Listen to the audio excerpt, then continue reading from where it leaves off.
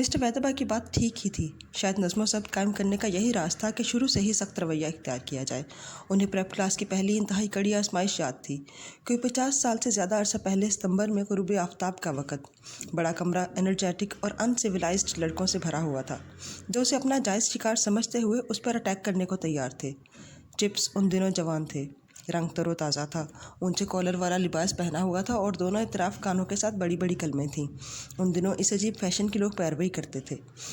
Mister chips 500 ان civilised اسکاؤنڈرلز کے رحم و کرم پر تھے جن کے لیے نئے آنے والے استاد کو پریشان کرنا ایک عمدہ فن تھا، ایک پرجوش کھیل تھا اور کچھ روایت بھی تھی.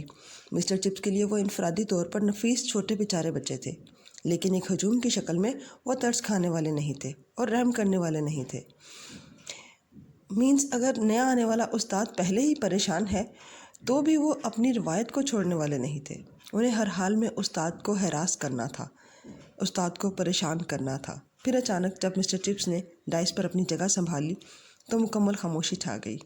مسٹر چپس نے اپنے اندر کی گھبراہٹ کو چھپانے کے لیے تیوری چڑھائی.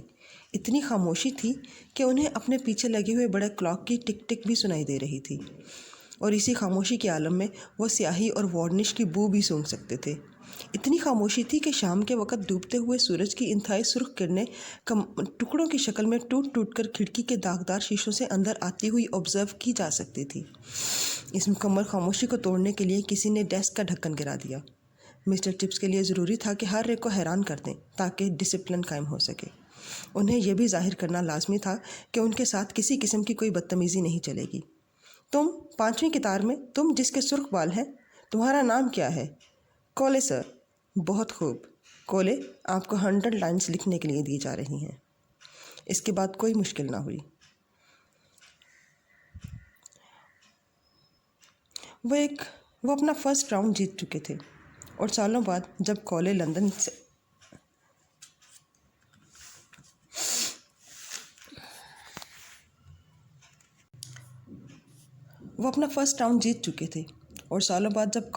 شہر کا رئیس، چھوٹا نواب اور دوسرے کئی عہدے رکھتا تھا تو اس نے اپنے بیٹے کو بروک فیلڈ اسکول میں بھیجا. وہ بھی سرخ بالوں والا تھا. مسٹر چپس کلاس کے لڑکوں کو انٹرٹین کرنے کے لیے کہا کرتے تھے، کولے، آپ کے والد پہلے لڑکے تھے جن کو کبھی میں نے سزا دی تھی. وہ اس وقت سزا کے حقدار تھے اور آپ اب سزا کے حقدار ہیں. تو کلاس کے تمام لڑکے خوب ہنسا کرتے تھے. مسٹر چپس کے یہ مذاق بچے اپنے والدین کو لکھے گئے خطوط میں لکھ بھیجتے تھے اور ان کے والدین بھی ہنسا کرتے تھے. جیسا کہ سر رچرڈ کے بیٹے نے انہیں لکھ بھیجا تو وہ چپس کا یہ مذاق پڑھ کر خوب ہنسے. اور پھر دوبارہ کئی سالوں بعد اس مذاق کے کئی سالوں بعد اس سے بھی زیادہ بہتر مذاق ہوا، کیونکہ کولے کے خاندان سے تعلق رکھنے والا ایک اور بچہ اسکول آ گیا تھا جو کہ کولے کے بیٹے کا بیٹا تھا، یعنی پہلے کولے کا پوتا. اور تب تک چپس بوڑھے ہو چکے تھے تو بات کرتے ہوئے کئی بار ان کے منہ سے صرف امف کی آواز آ جاتی تھی جس کو وہ بڑھاپے کے باعث کنٹرول نہیں کر سکتے تھے. اس لیے یہ تقریباً ان کی عادت بن گئی تھی. تو وہ کہا کرتے تھے، کولے، تم وراثت میں ملنے والی روایات کی شاندار مثال ہو. مجھے تمہارا دادا یاد ہے جو لاطینی زبان کے جملے کی کنسٹرکشن کو نہ سمجھ سکا. بہت ہی احمق تھا تمہارا دادا. اور تمہارا باپ بھی مجھے یاد ہے. وہ دور اس دیوار کے ساتھ پڑی ہوئی ڈیسک پر بیٹھا کرتا تھا. وہ بھی کوئی خاص بہتر نہیں تھا. لیکن مجھے یقین ہے کولے کہ تم ان سے بھی بڑے احمق ہو. کلاس کے تمام لڑکے ہنسنے لگتے اور کلاس روم ان کے کہکہوں سے گونجنے لگتا. ان ساری باتوں کو یاد کرتے کرتے چپ سوچنے لگتے کہ بوڑھے ہو جانا بھی ایک بڑے مذاق کی بات ہے، لیکن یہ ایک افسردہ کر دینے والا مذاق بھی ہے. جب موسم خزاں کی آندھیاں کھڑکیوں کو کھڑکھڑاتی تھیں تو آگ کے پاس بیٹھے بیٹھے مزاح اور افسردگی کی لہر ان پر چھا جاتی تھی، یہاں تک کہ آنسو بہہ جاتے تھے.